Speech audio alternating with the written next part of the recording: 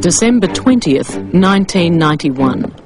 Paul Keating, Prime Minister at last, takes possession of the office he has always coveted. He gives Labor's most successful ever leader a day's notice to quit. A lot of people believed I was weak in not asserting authority more often over Keating. One of the greatest partnerships in Australia's political history ended as destiny demanded. Secret agreements broken, power brutally snatched. I haven't got much time for the wimps, and there's lots of wimps around. As far as I'm concerned, wimps are out. He was a miserable old bastard, a real wowser. I mean, the Undertaker, we called him. Killjoy Keating, Kibosh Keating was a nickname we gave him. It really surprises me that some people in this party think we owe Westpac something, or the ANZ Bank, or the National. That really surprises me. But let me say this to you. Let me say this to you. Let me say this to you. Keating has never lacked courage. And to change the platform of the Labor Party is an enormously difficult, time-consuming and divisive task. If you want to start talking about equity and fairness, you better start with unemployment. But you can't do it with a sick economy.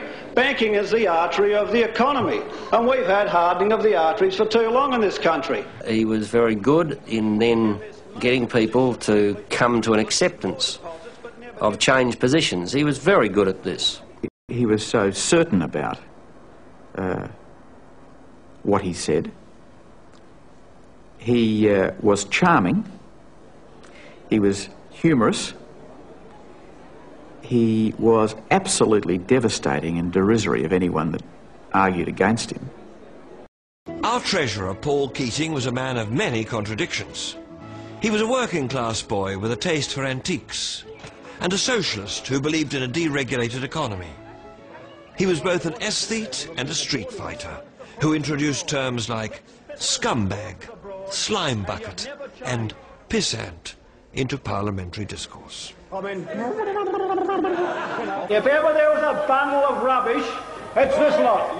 Inconsistent, full of distortions, full of lies. If you are so confident about your view of fight back, why won't you call an early election? The answer is, mate, because I want to do you slowly. I want to do you slowly. Downer vows a fresh start. How are you going out there, Curly? Old darling?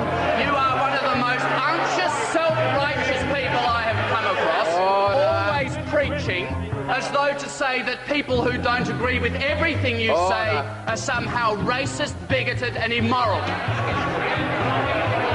This is a salmon that actually jumps on the hook for you.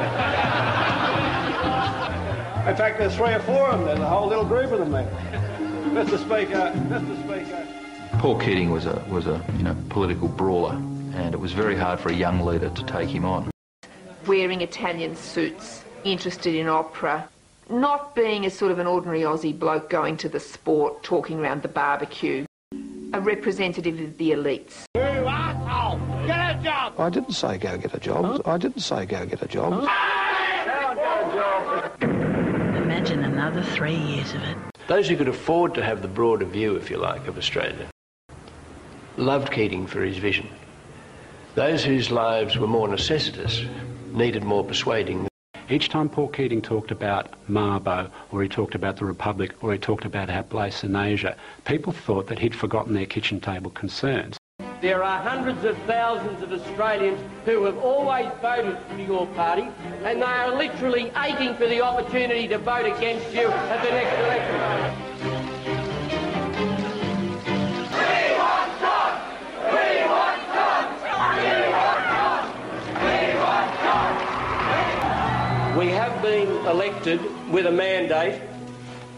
We have not been elected to be just a pale imitation of the government that we have replaced.